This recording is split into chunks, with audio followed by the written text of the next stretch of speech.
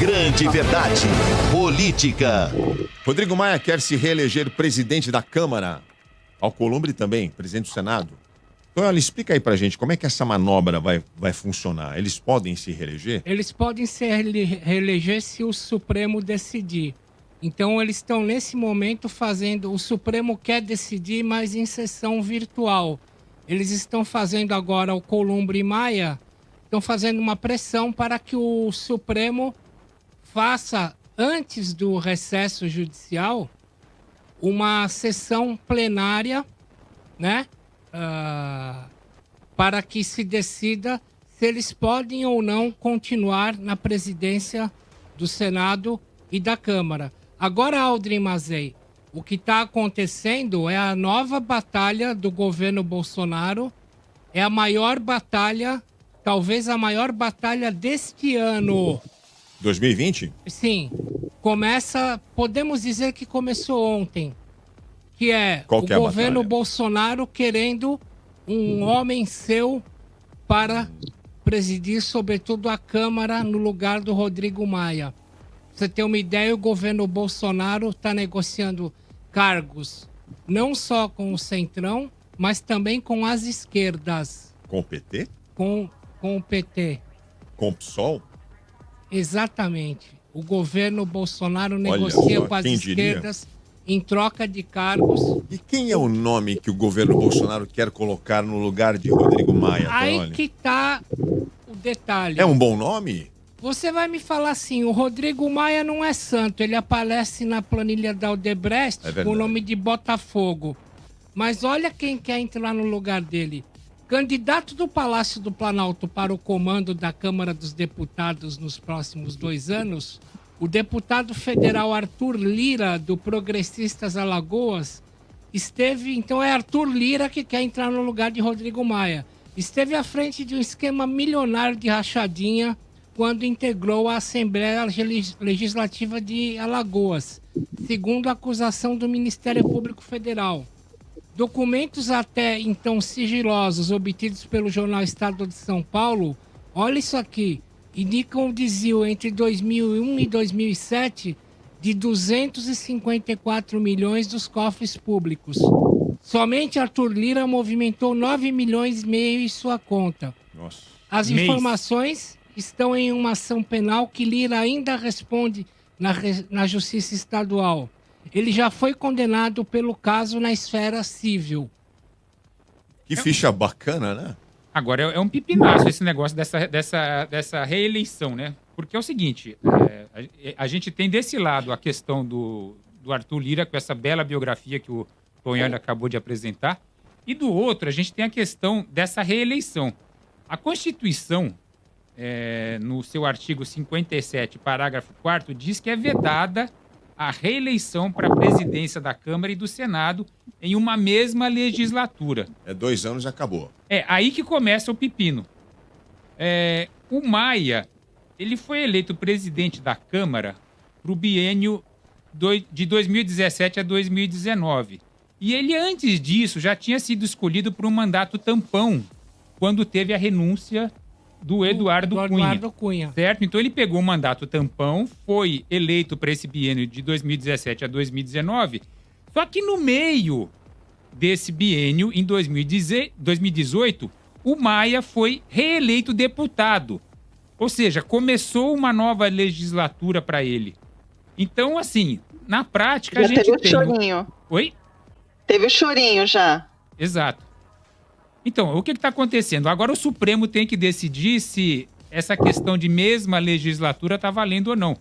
Só lembrando aqui que o Rodrigo Maia teve um programa do Roda Viva em 4 de agosto, em que ele deu uma entrevista lá falando que o mandato dele acabava agora no próximo ano, e o próprio Maia disse que a Constituição é clara e que ele defende a alternância de poder. Até aí tudo bem, ele falou e depois esqueçam o que eu disse, né? Agora, esse é o pepino que a gente está vivendo hoje. A gente vai fazer um cara como o Rodrigo Maia ficar eternamente no poder, sendo eleito, reeleito, né? E, por outro lado, a gente corre o risco aí de ter o candidato que o governo Bolsonaro quer colocar lá para atender seus interesses. Com essa capivara que o Tonholi acabou de Que- listar aqui pra gente. E para que lado que a gente corre agora? E aí, o problema são as barganhas que começam a ser feitas, inclusive com partidos de esquerda, pelo governo Bolsonaro, que obviamente nunca vai confessar isso em público. Pois E é. quando eu lembro Então. de reeleição, me vem à cabeça o caso do senhor X, que é para mostrar o que o governo é capaz de fazer por uma reeleição, seja de mandato relacionado a si, ou seja de mandato relacionado à Câmara ou à Câmara Alta. Vamos lembrar que o Fernando Henrique Cardoso, pela Constituição de 88, ele não tinha direito a ser reeleito. Aí ele pegou e começou a dar uma grana para deputados para que votassem na emenda constitucional para a reeleição. O nosso amigo grande jornalista Fernando Rodrigues pegou um personagem que ele chamou de Senhor X. Então ele dava um gravador para esse personagem ia em cada deputado e falava: quanto o senhor recebeu para votar na emenda da reeleição do Fernando Henrique Cardoso? O cara falava $100 mil. E por aí ia. A Folha publicou o caso do senhor X.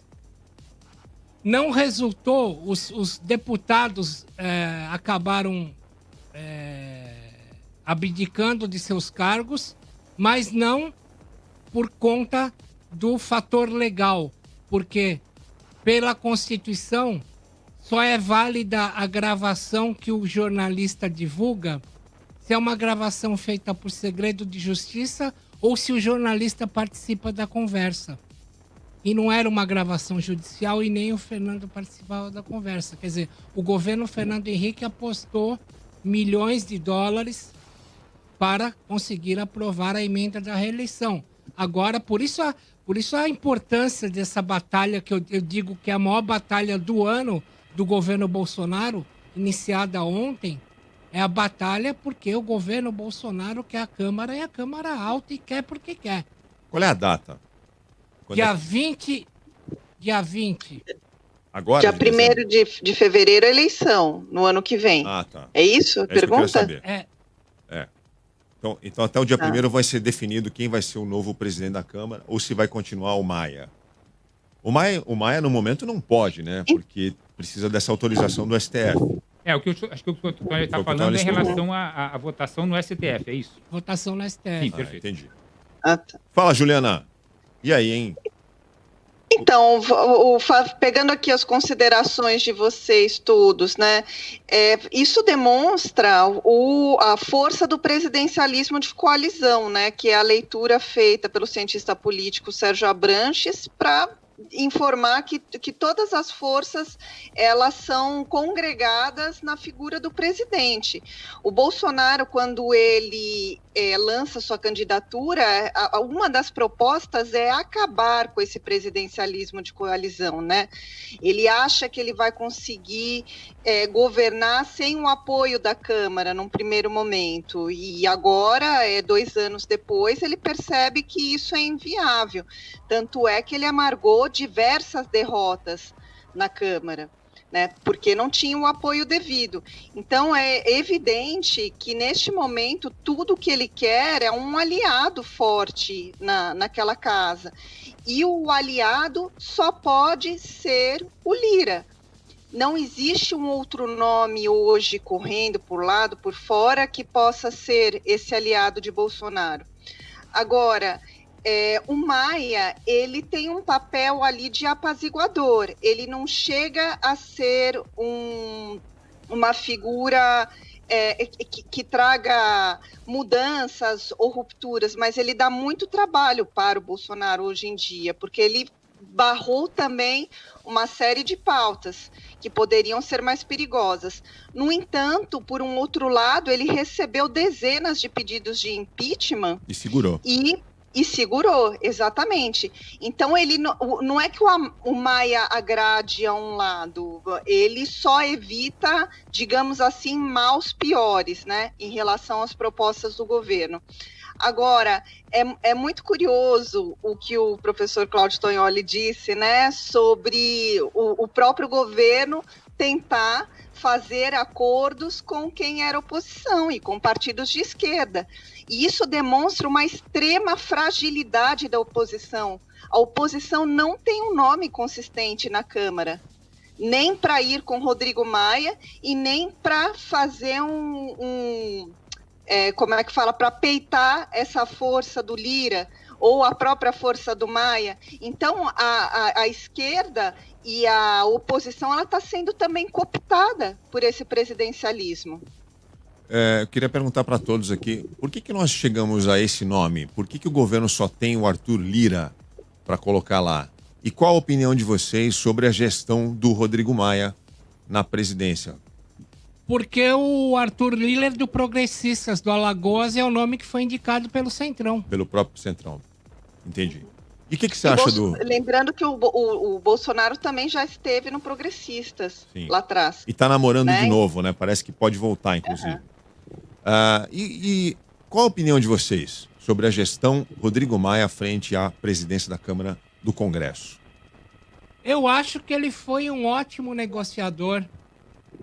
Todas as vezes que o Congresso sofreu um ataque do governo Bolsonaro, ele foi lá e Apagou incêndios. Apagou incêndio. Sempre. A Juliana falou um pouco isso, né? Você concorda também, Juliana? Concordo. Ele evitou, né? Não é que ele tentou, ele evitou uma série de problemas. Porém, ele também não abriu outros pedidos que poderiam drenar efetivamente a força do governo. Então, ele não atacou, né, digamos assim, mas ele evitou que o governo ganhasse mais musculatura por meio da Câmara. Isso é uma crítica? Propostas enviadas para a Câmara. Isso que você está fazendo é uma crítica? Ele não ter drenado as forças do governo, na sua opinião? Ou ele tentou preservar... Não é uma crítica, tá? É uma constatação da maneira dele agir. Né? Ele poderia eventualmente ter aberto um pedido de impeachment. Foram dezenas de pedidos de impeachment. Né? O fato de o Bolsonaro dizer que não, de fazer a negação do próprio vírus, de sair na rua espalhando o vírus no momento que ele estava doente, isso já era um motivo de abertura de impeachment. Não é verdade? Que ele poderia ter ele feito foi isso, e xingado. ele não tomou essa decisão. Ele foi xingado pelo Meirelles, vocês lembram disso? E ele não respondeu no mesmo tom. Ele pegou o Maia. Ele ficou quietinho. O que ele fez simplesmente foi segurar a reforma administrativa na Câmara. Ponto. A questão toda agora, no meu modo de entender, é esse problema de ter o Maia sendo eleito, reeleito e reeleito. Essa questão de continuidade do poder... Tem que mudar a regra do jogo no meio da partida é complicado. Não, mas isso para né? mim que é um outro problema. Não acho que o Arthur Lira seja o nome, comparando nome com nome, Rodrigo Maia 10-0. Agora, essa questão da continuidade, dessa falta de alternância na presidência da Câmara e também, eventualmente, no Senado, é uma coisa preocupante. A Constituição determina que seja a reeleição, que não pode ter reeleição. Aí o ouvinte que está acompanhando a gente está falando mostra de novo que não existe uma força de oposição consistente hoje na casa, na Câmara, e nem uma força consistente que esteja ao lado do Rodrigo Maia. É uma ausência de liderança total. Porque o certo, a gente já viu, né, Juliana? A gente já viu em outras ocasiões a oposição lançando seu candidato, né? Pessoas, deputados com chance de ocupar esse lugar. Quando você diz oposição, Juliana, você está falando da esquerda? Não estou falando só necessariamente da esquerda, não. Estou falando de uma centro-direita também, mais organizada, uma centro-esquerda, um centrão com outro viés, que não esse do progressista, que esteja mais alinhado ao bolsonarismo, né? Mas o próprio Maia faz parte também de um centrão. Mas esse outro não tem um nome. O PSDB pode ser encarado também como um partido de centro, por exemplo, o PSDB, o PSD, que pode se congregar com outros partidos, e eles também não têm um candidato forte. É disso que se trata. Aí o ouvinte que está acompanhando o programa está aqui já comentando nas redes, no chat do YouTube, no Facebook. Como assim os caras estão falando que o Rodrigo Maia é bom, é melhor, mas o cara tá na lista da Odebrecht? Vamos explicar de forma clara, assim, estar na lista da Odebrecht. Qual é a real dimensão disso, Tonholi? A real dimensão disso é que você vai na Wikipédia dele e nem a assessoria dele consegue apagar isso, e tá na Wikipédia dele.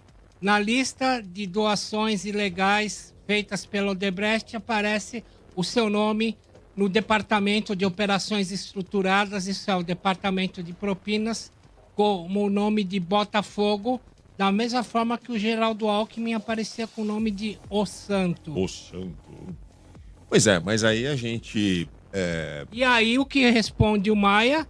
As doações foram contabilizadas na minha declaração de campanha. Da mesma forma que o Geraldo Alckmin responde, foi contabilizado isso. Não é caixa 2? Diz que não é caixa 2, foi declarado. E aí não está comprovado ainda. É ou não é? Mas apurando. era o Botafogo da lista. Então, o Brasil é um país tão complicado, essa bagunça que é o nosso país, que a gente precisa se esforçar para entender certas situações, né? O que é estar numa lista da Odebrecht, o que é receber por fora, por dentro, caixa 2 com contrapartida, caixa 2, mas não teve contrapartida, porque até pouco tempo atrás era impossível você fazer uma campanha política, tá aí a Juliana que é experiente nisso, todos os políticos e todos os partidos usavam do artifício do caixa 2. Não estou defendendo, é ilegal, ok, mas é preciso... Passou a ser, né? Passou a ser Sim. ilegal neste formato, porque houve um momento em que não era. Mas é preciso a gente fazer essa distinção, né? Geraldo Alckmin está lá na lista do Caixa 2, mas teve contrapartida, ele recebeu para fazer campanha política. Ele deu algo em troca para o Odebrecht? Isso não está provado. Não existe essa constatação clara entre esses dois pontos da denúncia. Está correndo no Ministério Público. Estão apurando, né? Está correndo. Estão apurando. É diferente das outras denúncias que levaram até a prisão de um ex-presidente aí, como a gente bem sabe. Enfim. Lembre-se quantas vezes foi preso o Paulo Vieira de Souza, vulgo Paulo Preto, Paulo operador do PSDB. PSDB, exatamente. Na época do Serra, né? Não. Foi operador do governo José Serra. Não Do PSDB. Sim. Quando o Serra era o governador. Enfim. É complicado. Enfim, muito problema, né? Não, porque a gente tem que fazer essa distinção. Só Porque problema. o ouvinte tem razão em questionar a gente. Pô, mas os caras estão elogiando o Rodrigo Maia, mas o Rodrigo Maia está numa lista de Não, mas delação premiada da Odebrecht. A questão que a gente está colocando não é essa. A que a gente está colocando assim, em termos de serviços prestados, tirando essa parte de ficha policial... Eu concordo com vocês. Ele foi um bom presidente da Câmara. Sim, eu tô tirando a ficha policial dos dois, tá? Eu tô tirando a questão da rachadinha do Arthur Lira e tô tirando a Odebrecht do Rodrigo Maia. Tô falando em termos de prestação de serviço para o país. Nesse sentido, por isso que eu falei que o Rodrigo Maia dá de 10 no Arthur Lira, mas enfim... Ó, eu posso dar uma má notícia, então, já que a gente só Diga. tá falando de coisa ruim, eu vou falar uma má notícia. Ó, tem uma trilogia que foi lançada pelo jornalista Luiz Costa Pinto, chamado A Trapaça. Inclusive, eu participei escrevendo pós-fácil do segundo volume. Lá ele conta, desde o período da redemocratização do Brasil, eu estou falando deste livro porque ele é de fácil acesso e leitura e tudo mais, mas desde a redemocratização do Brasil, o problema com as empreiteiras já existe, já está lá. Desde 88 esse problema já existe. Tá tudo lá. Qualquer bibliografia que vocês procurem aí, ou outro livro que conte sobre essa história, até o professor aqui, Cláudio, também é um grande estudioso do tema, ele pode dizer, é desde sempre, gente. É desde sempre, não é agora. Recentemente, nós tivemos a proibição das doações de empresas para as campanhas. Mas é desde sempre esse problema. Sim, inclusive surgiu essa lei por conta desse número dos vários escândalos. O sistema existe há muito tempo, né? Sim. É isso que você está dizendo. Pois é mais de Enfim. 30 anos já. Por que chegamos a esse ponto? Porque o Brasil nunca quis aprovar a figura do lobista oficial. Yes. Nos Estados Aí eu Unidos, você tem concordo. o lobista oficial, ele entra no Congresso do crachazinho dele, que é escrito lobbyist, ele vai lá e tal deputado defende tal farmácia. É o deputado da farmácia, é o deputado da arma, é o deputado... Então, é tudo muito claro. É tudo muito claro. Aqui nunca foi claro. Então, tivemos que suprimir a doação privada. E eu acho, professor, que deveria mesmo ser regulamentado o lobby, porque as pessoas elas podem dizer sim, sem o moralismo do preconceito, de dizer que elas defendem um interesse. Mas aí também nesse país tem a questão moralista, que ela é tão imensa, porque se você diz que você defende o interesse, você parece que já não serve para nada, não presta para nada, porque você não está supostamente defendendo o interesse coletivo. Mas as coisas funcionam exatamente assim, as pessoas defendem o interesse. Até quando existem grupos democráticos que defendem interesses de gênero, interesses étnicos e causas identitárias, elas estão defendendo o interesse. Vocês percebem? Qual que é a diferença em defender um interesse de uma corporação? Um sindicato defende o interesse. Agora, a defesa do interesse ainda é vista com um certo moralismo. E acaba desvirtuando mesmo esse processo democrático que ele poderia ser mais limpo.